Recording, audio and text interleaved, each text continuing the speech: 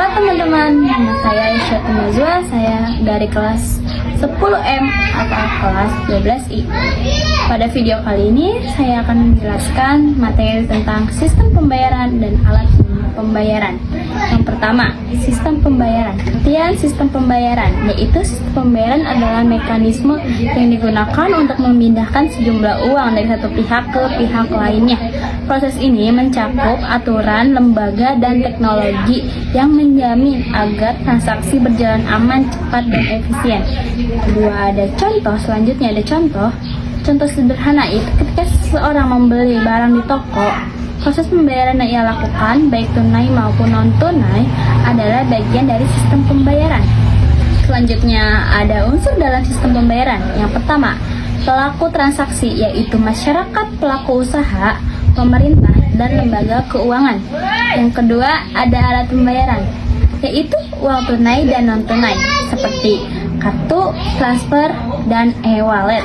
Yang ketiga, lembaga perantara, bank sentral atau bank umum, dan lembaga jasa keuangan. Yang ketiga, lembaga perantara, bank sentral, bank umum, dan lembaga jasa keuangan.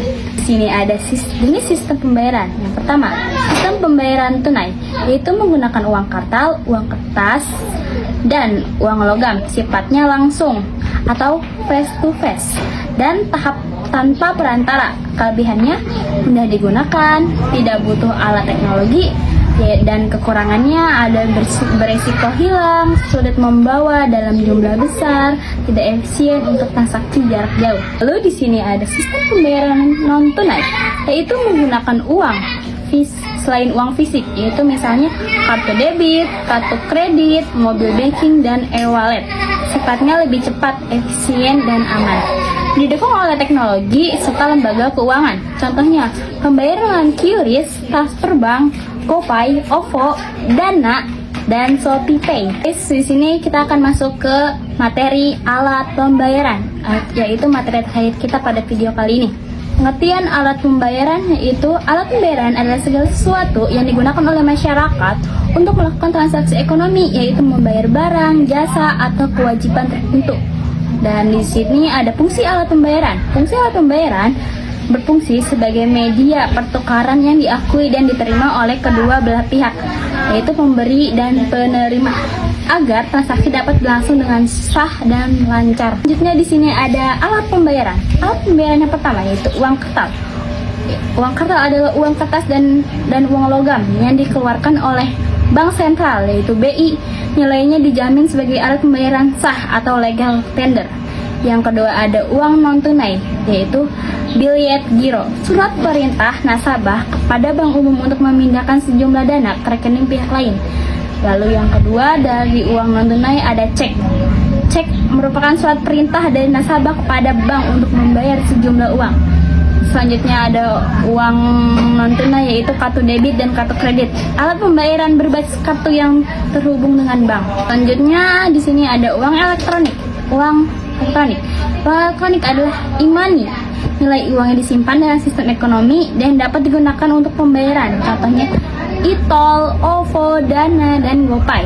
Dan di sini ada uang non tunai, QRIS atau Quick Response Code Indonesian Standard, yaitu sistem pembayaran digital berbasis QR kode yang disatukan oleh Bank Indonesia agar lebih praktis. Teman-teman, di sini ada peran Bank Indonesia dalam sistem pembayaran. 1. Menetapkan kebijakan sistem pembayaran. 2. Mengawasi dan menjamin keamanan transaksi. 3. Mengembangkan infrastruktur sistem pembayaran modern. Dan keempat, mendorong masyarakat beralih ke pembayaran non-tunai, yaitu Gerakan Nasional Non-Tunai atau GNNT. Oke, selanjutnya ada kelebihan dan kekurangan sistem pembayaran. Yang pertama, tunai. Mudah digunakan, tidak butuh teknologi, tidak aman, dan tidak praktis untuk jumlah besar.